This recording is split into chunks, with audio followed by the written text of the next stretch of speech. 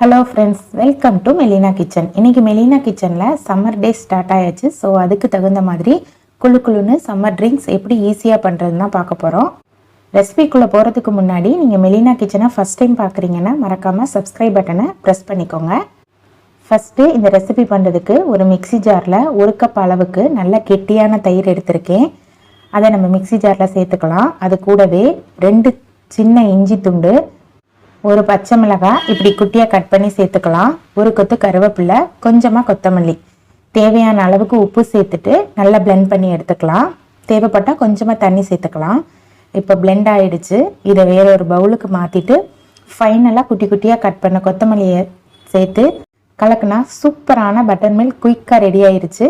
இந்த சம்மர் ட்ரிங்க்கை நீங்களும் உங்கள் வீட்டில் ட்ரை பண்ணி பார்த்துட்டு உங்களோட கமெண்ட்ஸை ஷேர் பண்ணுங்கள். இது போல் வெரைட்டியான ரெசிபிக்கு மெலினா கிச்சனை சப்ஸ்கிரைப் பண்ணிக்கோங்க.